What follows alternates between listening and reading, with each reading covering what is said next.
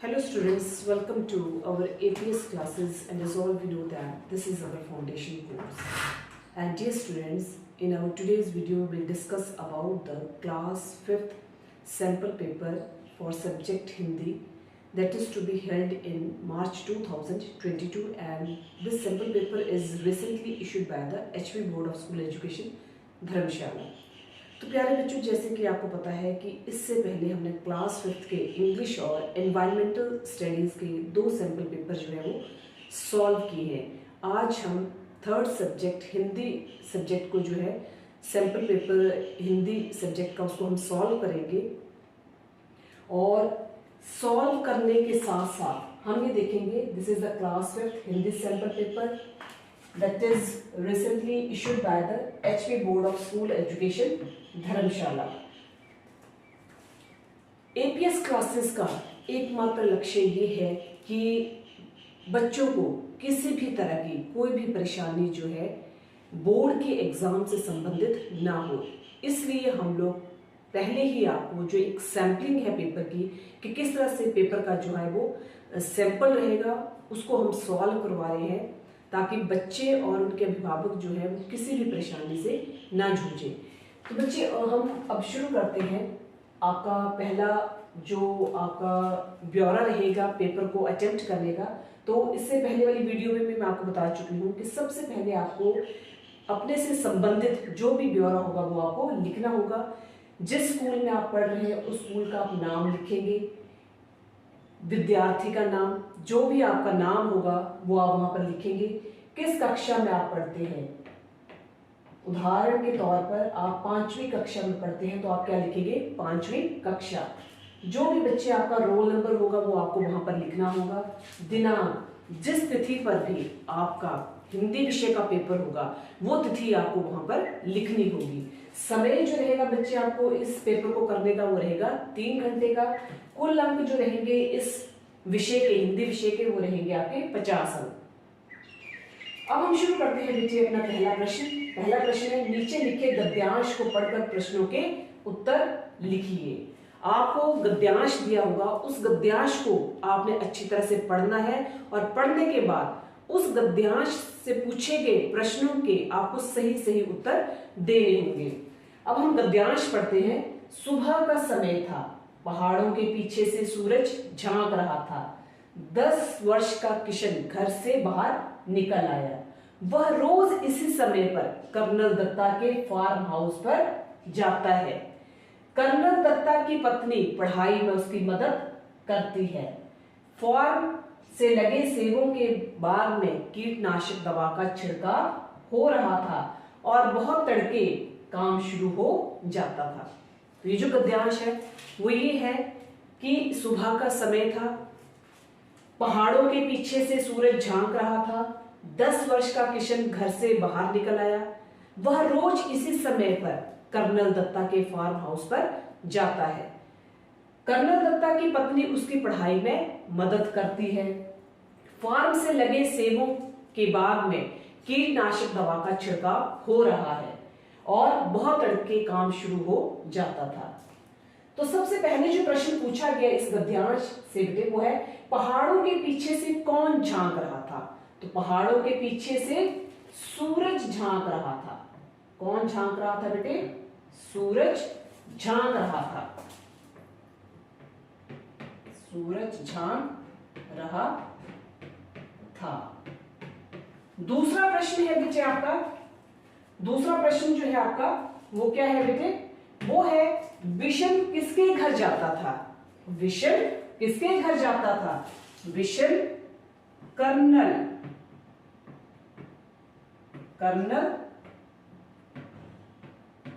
दत्ता के घर जाता था। कर्नल दत्ता के घर जाता था। अगला प्रश्न, सेबों के बाग में किसका छिड़काव हो रहा था। सेबों के बाग में कीटनाशक दवा का,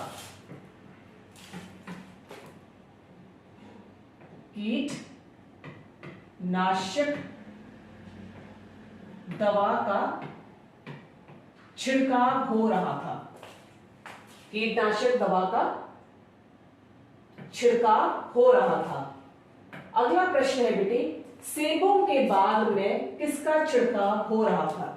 कीटनाशक दवा का छिड़काव हो रहा था। कीटनाशक दवा का छिड़काव हो रहा था। अगला प्रश्न है बेटे आपको, विलोम शब्द लिखो। विलोम शब्द पूछेंगे बाहर। बाहर का जो विलोम शब्द होगा बेटे वो है भीतर। सुबह शाम, सुबह का विलोम शब्द जो होगा वो है शाम। अगला प्रश्न बेटे, रिक्त स्थान भरो। कर्नल दत्ता की पत्नी पढ़ाई में उसकी मदद करती है। कर्नल दत्ता की पत्नी पढ़ाई में उसकी मदद करती है। अगला है प्रश्न नंबर 2। प्रश्न नंबर 2 क्या है बच्चे आपका?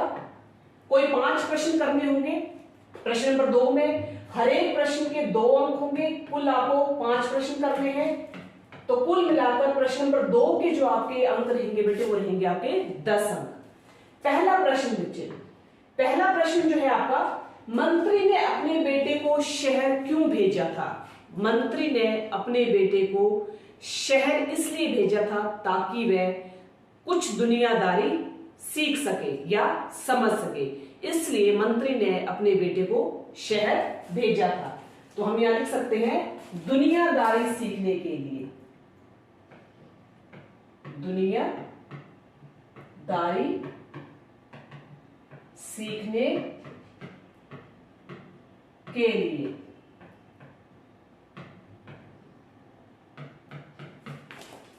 तो मंत्री ने अपने बेटे को शहर इसलिए भेजा ताकि वह दुनियादारी सीख सके। अगला प्रश्न बेटे, अगला प्रश्न है हमारा, मां के अलावा घर में और कौन कौन है जो तुम्हें मनाते हैं? मां के अलावा घर में और कौन कौन है जो तुम्हें मनाते हैं? घर में मां के अलावा चाचा चाची, दादा दादी, पिताजी और भैया भी हमें रूठ जाने पर मनाते हैं। मां के अलावा घर में बेटे यहां लिखेंगे आप दादा दादी, चाचा चाची,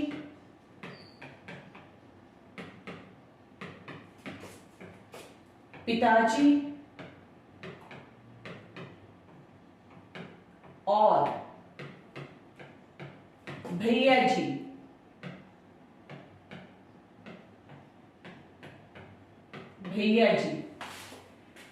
हमें रूठ जाने पर मनाते हैं।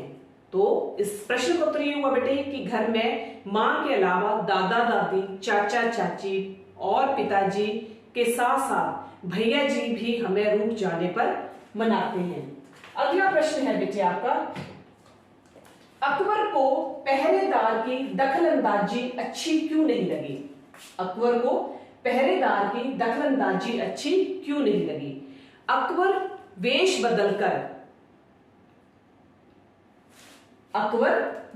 बदलकर विषम से बातें कर रहा था। विषम को नहीं पता था कि वो किससे बातें कर रहा था। पहरेदार के आने पर विषम समझ गया कि वह अकबर है, इसलिए अकबर को पहरेदार की दखलंदाजी अच्छी नहीं लगी। अकबर को पहरेदार की दखलंदाजी अच्छी क्यों नहीं लगी? क्योंकि अकबर वेश बदलकर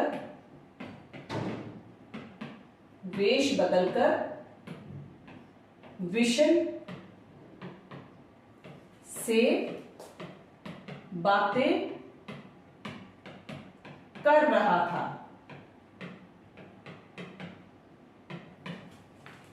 विषम को नहीं पता था, कर रहा था। विषम को नहीं पता था कि वह किससे बातें कर रहा है। किससे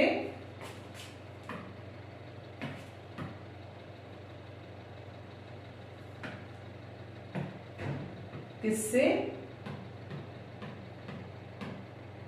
बातें कर रहा है।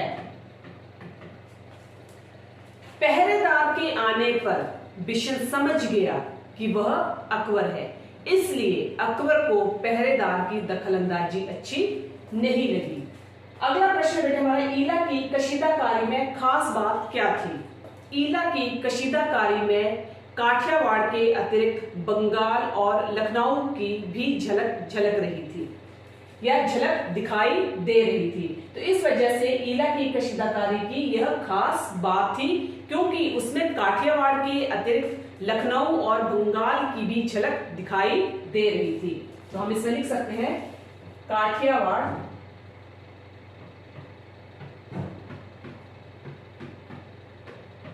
के अतिरिक्त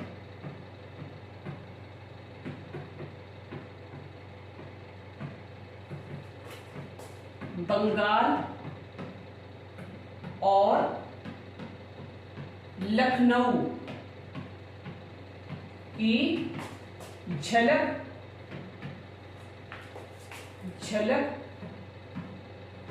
दिखाई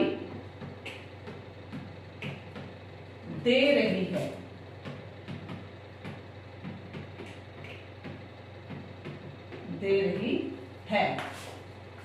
तो ये ईला की कशीदाकारी की खास बात थी। अगला प्रश्न है बेटे, अब्बा ने क्या सोचकर आरिफ की बात मान ली? तो अब्बा ने यह सोचा कि रोज बड़े बच्चों की बात जो है वो बच्चे मानते हैं। अब्बा ने क्या सोचकर आरिफ की बात मान ली? अच्छी तरह से बेटे इस प्रश्न को देखें कि अब्बा ने क्या सोचकर आरिफ की बात मान ली। तो अब्बा ने सोचा कि हर रोज बच्चे बड़ों की बातें मानते हैं, तो क्यों ना एक दिन के लिए बच्चों को यह अधिकार दे दिया जाए। इसलिए अब्बा ने आरिफ की बात मान ली। अब्बा ने सोचा कि हर रोज बच्चे बड़ों की बात मानते हैं,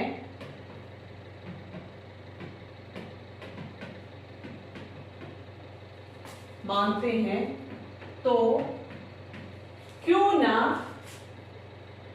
एक दिन के लिए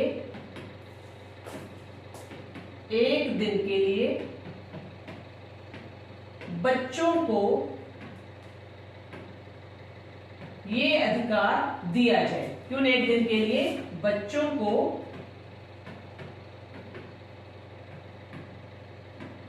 अधिकार दिया जाए। इसलिए अब्बा ने आरिफ की बात मान ली। अगला प्रश्न है बेटे, जवाहरलाल को अमरनाथ तक का सफर अधूरा क्यों छोड़ना पड़ा? जवाहरलाल को अमरनाथ तक का सफर इसलिए अधूरा छोड़ना पड़ा क्योंकि पहाड़ी रास्तों को पार करने के लिए उनके पास पर्याप्त सामान नहीं था और इस वजह से उन्हें अमरनाथ तक का सफर अधूरा छोड़ना पड़ा, क्योंकि पहाड़ी रास्तों को पार करने के लिए उनके पास पर्याप्त सामान नहीं था और रास्ता जो था वो बहुत खतरनाक था। इस वजह से जवाहरलाल को अमरनाथ का सफर अधूरा छोड़ना पड़ा, क्योंकि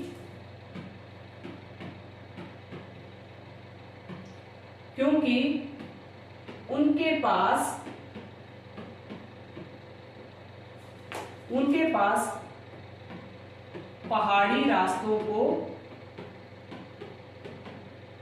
पार करने के लिए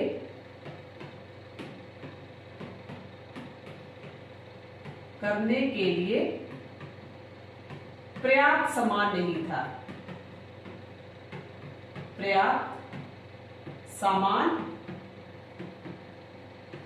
नहीं था। इस वजह से उन्हें रास्ता अधूरा छोड़ना पड़ा। अगला प्रश्न बेटे, बिशन घायल तीतर को क्यों बचाना चाहता था? बिशन जानता था कि गेहूं की बालियों में घायल तीतर जो है वो फंसा रहेगा और वह घायल तीतर तड़प तड़प कर अपने प्राण त्याग देगा, शिकारी को भी पता नहीं चलेगा। इसलिए बिशन नहीं चाहता था कि घायल तीतर जो है वो मरे या वो मारा जाए, इसलिए बिशन घायल तीतर को बचाना चाहता था। अगला प्रश्न बेटे, अगला प्रश्न है आपके पास, नीचे लिखे पद्यांश को पढ़कर सरलार्थ लिखे। छोटी सी हमारी नदी टेढ़ी मेढ़ी धार, गर्मियों में घुटने भर भीगो कर जाते पार, पार जाते डोर डंगर बैलगाड़ी चालू, ऊंचे है किनारे इसके पाट इसका ढालू। कवि कहता है, क्या सरलार्थ है इसका? कवि कहता है कि हमारी नदी या हमारी नदियां जो हैं वो बहुत छोटी सी हैं, हमारी नदियां जो है वो बहुत छोटी सी हैं तथा इसके पानी की धारा टेढ़ी मेढ़ी है। कवि कहता है कि हमारी नदियां जो है वो बहुत छोटी हैं और इनके पानी की धारा जो है वो बहुत टेढ़ी मेढ़ी है। गर्मियों में जब इसका पानी बहुत कम रह जाता है तब पशु जानवर यहां तक कि बैलगाड़ी भी इसको पार कर जाती है, पर इस नदी के किनारे बहुत ऊंचे हैं, पर इसके जो पाट है वो ढलानदार है। कहा गया छोटी सी हमारी नदी टेढ़ी मेढ़ी धार, गर्मियों में घुटने भर भिगोकर जाते पार, पार जाते डोर डंगर बैलगाड़ी चालू, ऊंचे है किनारे इसके पाट इसका ढालू। तो इसका सरलार्थ, इसका अर्थ ये हुआ बेटे कि कवि कहता है कि हमारी नदियां जो है वो बहुत छोटी सी हैं, हमारी नदियां जो है वो बहुत छोटी सी हैं, पर इनकी पानी की धार जो है वो बहुत टेढ़ी मेढ़ी है। गर्मियों में जब इसका पानी बहुत थोड़ा रह जाता है तब पशु जानवर बैलगाड़ी भी इसको पार कर जाते हैं। इसके किनारे बहुत ऊंचे हैं, इसके किनारे बहुत ऊंचे हैं, पर इसका पाट ढलानदार है। इसको आप लिख सकते हैं बेटे, ये लिखा हुआ कवि कहता है कि हमारी नदी छोटी सी है, इसकी पानी की धारा टेढ़ी मेढ़ी है, गर्मियों में जब इसका पानी केवल घुटनों तक रह जाता है तब इसे पशु जानवर बैलगाड़ी भी पार कर जाते हैं। इस नदी के किनारे ऊंचे हैं पर पाट ढलानदार है। अगला प्रश्न है बेटे हमारा मिलान करो। अगला प्रश्न क्या है बेटे हमारा? मिलान करो। बादशाह, कशीदाकारी, कबूतर, गाड़ी, सिक्का, बाग, जंगल, अकबर, पहिया, धातु, संदेशवाहक, इला। इससे पीछे जो हमने प्रश्न किया बेटे पद्यांश का, वो आपका जो है वो 2 अंक का है। अगला प्रश्न हमारा आगे मिलान। बादशाह बेटे, बादशाह अकबर, कशीदाकारी ईला, कबूतर संदेशवाहक, गाड़ी पहिया, सिक्का धातु, बाग जंगल। तो ये इसका सही मिलान हुआ बेटे, और हरे के जो है वो आधे अंक है, तो आपसे 6 पूछे गए हैं ये 1 2 3 4 5 6, तो कुल मिलाकर कितने अंक बनेंगे इसके बेटे? 3 अंक बनेंगे। इस प्रश्न के जो अंक रहेंगे वो 3 अंक रहेंगे। अगला प्रश्न बेटे, रिक्त स्थान भरो। कोई 4 करने हैं आपको, कोई 4 करने हैं, हरे का 1 अंक है, कुल मिलाकर इसके कितने बनेंगे बेटे? 4 अंक बनेंगे। आपके पास चावल, मां 15/10/1972, झाड़ी, खिलौने वाला 32वें। पहला, पिन कोड की शुरुआत खालिस्तान को हुई। पिन कोड की शुरुआत कब हुई बेटे? पिन कोड की शुरुआत 15 अगस्त 1972 को हुई। 15 अगस्त 1972 को हुई। दूसरा, कोको की डैश ने उसके लिए डैश की रोटियां बनाकर रखी थी। कोको की मां ने उसके लिए चावल की रोटियां बनाकर रखी थी। ग बेटे, ग जो है राजम एक डैश के पीछे छुप गया। राजम एक झाड़ी के पीछे छुप गया। अगला है बच्चे, लोनपोगा तिब्बत के डैश राजा सैंडअप-सैन गाम्पो के मंत्री थे। लोनपोगा तिब्बत के डैश राजा सैंडअप-सैन गाम्पो के मंत्री थे। तो 32वें लोनपोगा तिब्बत के 32वें राजा सैंडअप-सैन गाम्पो के मंत्री थे।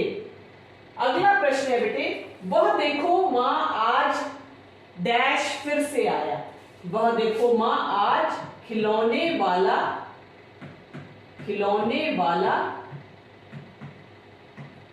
फिर से आया। तो इस तरह से रिक्साने कोई 4 करने हैं, हर एक रिक्सान का 1 अंक होगा, तो कुल मिलाकर इस प्रश्न के जो अंक रहेंगे बेटे वो 4 अंक रहेंगे। अगला प्रश्न बेटे, किसने किसको कहा? किसने किसको कहा? माशा अल्लाह ये घंटियां कितनी सुंदर हैं। तुमने खुद बनाई है। माशा अल्लाह यह घंटियां कितनी सुंदर है, तुमने खुद बनाई है। तो ये पंक्तियां किसने और किसको कही? तो यह पंक्तियां क्या है बेटे? माशा अल्लाह ये घंटियां कितनी सुंदर हैं, तुमने खुद बनाई हैं। ये पंक्तियां राजा अकबर ने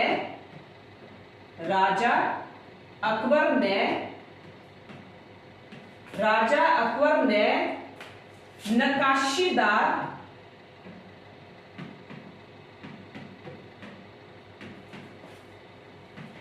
ये पंक्तियां अकबर ने बालक नक्काशीकार केशव से कही है। ये पंक्तियां अकबर ने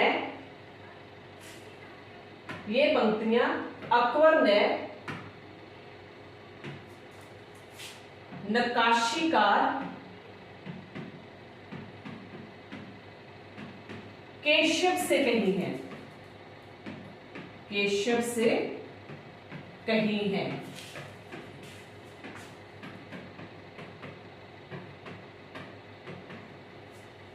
तो ये पंक्तियां अकबर ने बालक नक्काशीकार केशव से कही हैं। माशाअल्लाह ये घंटियां कितनी सुंदर है, तुमने खुद बनाई है। तो ये पंक्तियां अकबर ने नक्काशीकार केशव से कही हैं। अगला प्रश्न है बेटे प्रश्न नंबर 7, और प्रश्न नंबर 7 आपका है, केशव के पिता गुजरात से आकर आगरा में, ये आगरा है बेटे, आगरा। केशव के पिता गुजरात से आकर आगरा में बस गए थे। इसमें ये पूछा गया है कि संज्ञा शब्दों के ऊपर आपने गोला लगाना है।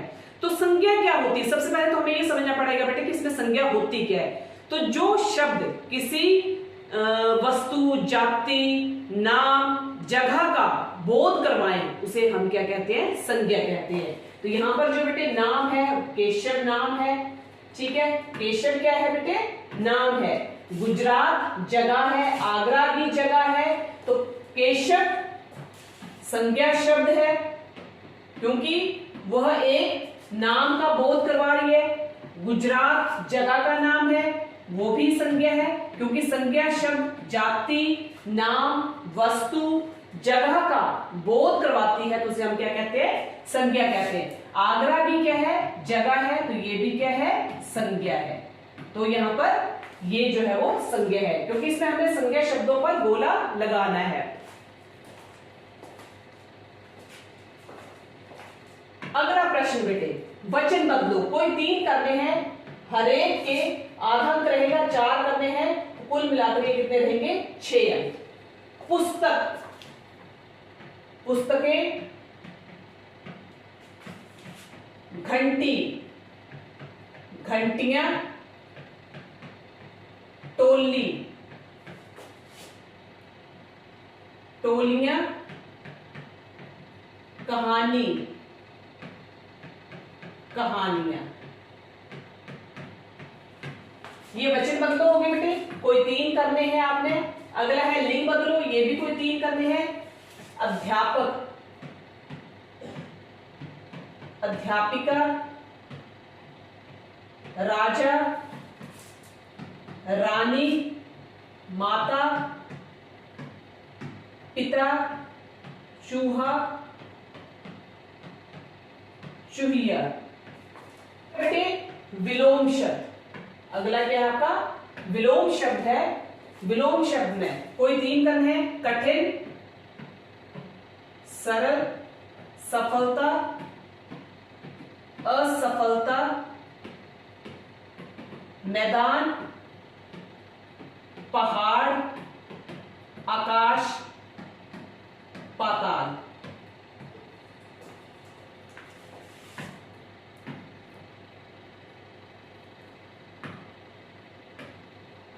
पाताल। अगले बेटे आपके पर्यायवाची शब्द हैं। पर्यायवाची शब्द आप लिखेंगे आंख। आंख का पर्यायवाची होगा बेटे नयन, चक्षु। अगला है आपका हवा, वायु। हवा का क्या है बेटे वायु, पवन। अगला है बेटे आपका धरती, धरा, वसुधा। वसुधा, धरा, वसुधा। अगला है आपका बेटे बादल, घन, मेघ।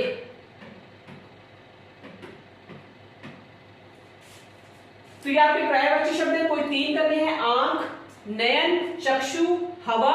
हवा का क्या है आपका पवन, वायु, धरती। धरती है आपका धरा, वसुधा, और बादल जो है आपका बादल है आपका घन और मेघ। अगला है दिए गए वाक्यों को सही क्रम में लिखना है। वाक्य दिया गया है उसको आप सही क्रम में लिखेंगे। वाक्य है वह चल इतना रहा धीरे था, तो क्या होगा वह इतना धीरे, वह इतना धीरे चल रहा था।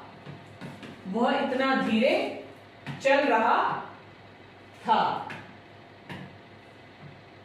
तो ये इसका सही क्रम हो गया बेटे, वह इतना धीरे चल रहा था।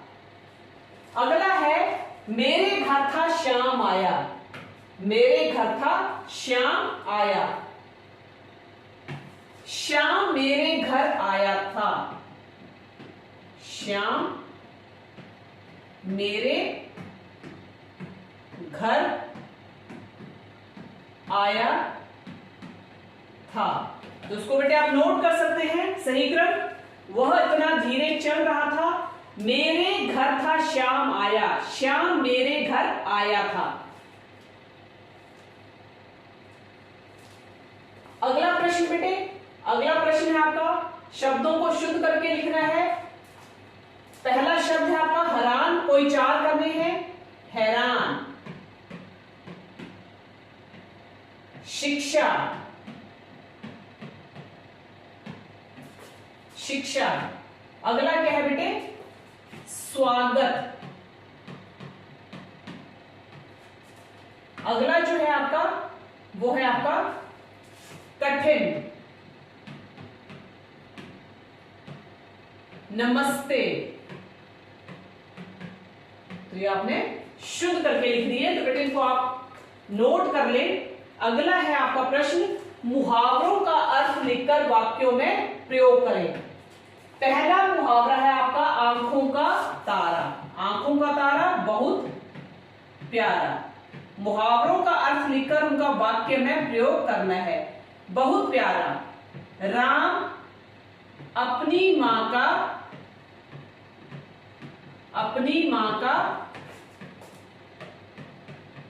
आंखों का तारा है। आंखों का तारा,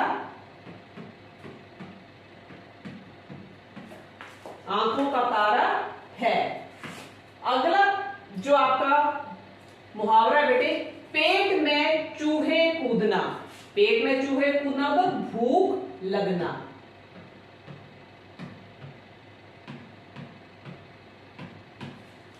पेट में चूहे कूदने का क्या अर्थ है बेटे? भूख लगना। इसका वाक्य है आज मेरे पेट में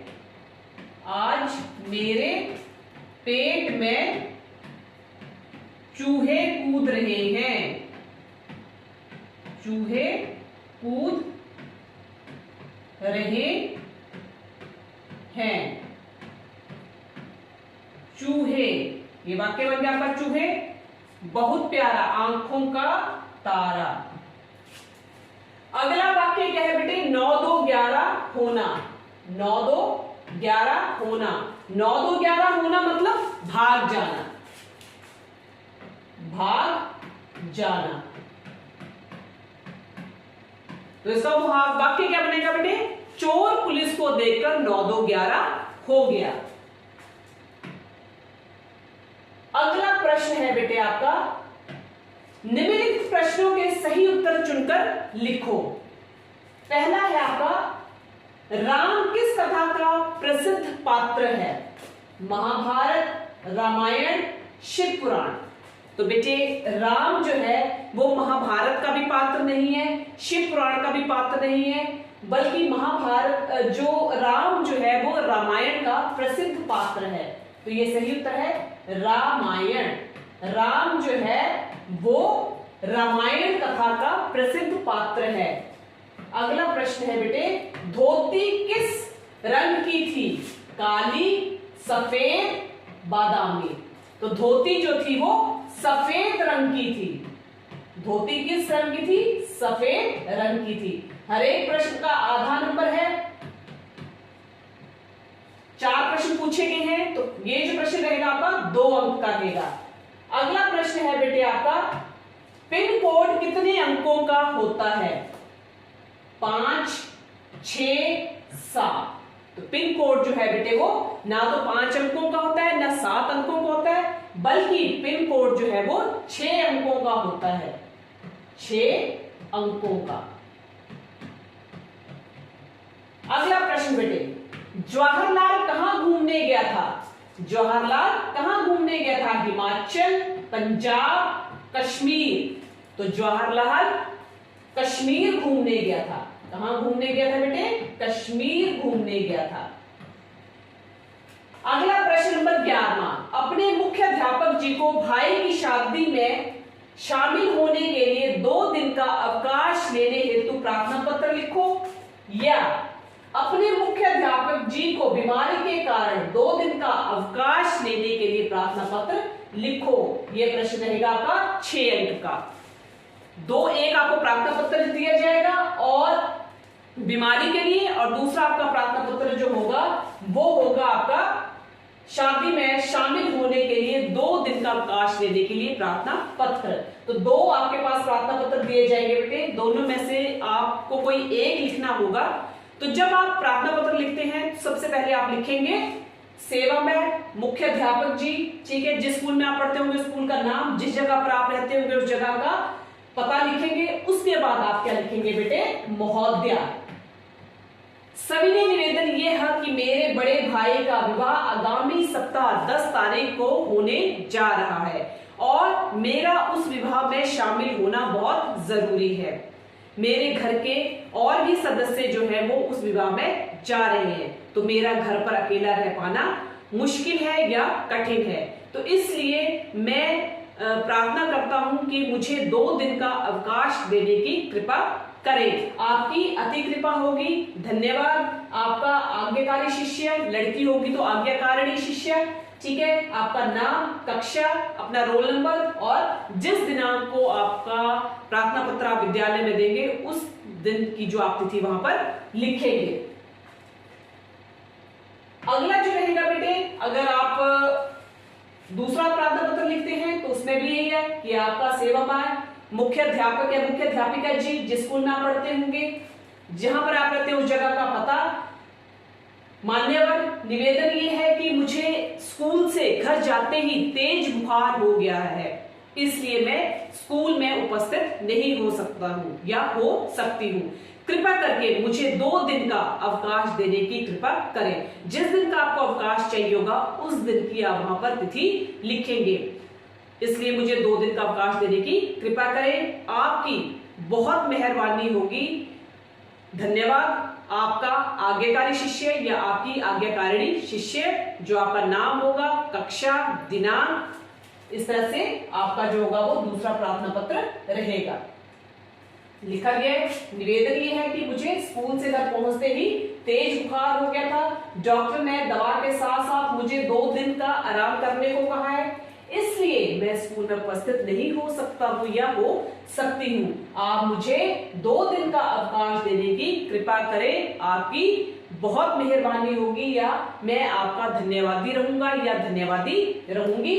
आपका आज्ञाकारी शिष्य, लड़की है तो आज्ञाकारिणी शिष्य, आपका नाम, कक्षा, रोल नंबर और दिनांक। अगला प्रश्न जो है बेटे, किसी एक विषय पर आपको निबंध लिखना होगा। ये है आपका प्रश्न नंबर 7। ये आपका 5 अंक का रहेगा। दिवाली, मेरा अध्यापक या मेरा प्रिय मित्र, इनमें से किसी भी एक विषय पर आपको निबंध लिखना होगा। 3 विषय दिए गए हैं, तीनों में से किसी एक विषय पर आप निबंध लिख सकते हैं। जैसे दिवाली है, मेरा अध्यापक है, मेरा प्रिय मित्र है। तो अगर मेरे अध्यापक के ऊपर लिखते हैं तो आप लिखेंगे कि मेरे स्कूल में लगभग जितने भी आपके स्कूल में अध्यापक पढ़ाते हैं, तो मेरे स्कूल में लगभग 15 अध्यापक हैं, 20 अध्यापक हैं, 25 अध्यापक हैं। सभी अध्यापक मुझे बेहद पसंद है, पर उनमें से जो मुझे खास पसंद अध्यापक है उनका नाम जो है वो कौन है, जिनका जो भी नाम होगा, जो आपको सबसे पसंद अध्यापक है, आप उस अध्यापक का वहां पर नाम लिखेंगे। और वो जो विषय आपको पढ़ाते होंगे उस विषय का नाम लिखेंगे। हिंदी पढ़ाते हिंदी लिखे, इंग्लिश पढ़ाते इंग्लिश लिखे, सामाजिक विज्ञान पढ़ाते होंगे तो सामाजिक विज्ञान लिखे, जो भी आपको पढ़ाते होंगे। अब आपको वो क्यों अच्छे लगते हैं? क्योंकि उनके पढ़ाने का ढंग बहुत अच्छा है। वह समय की बहुत कदर करते हैं, वह समय पर स्कूल पहुंचते हैं और वह बच्चों को समय समय पर सही शिक्षा भी देते हैं।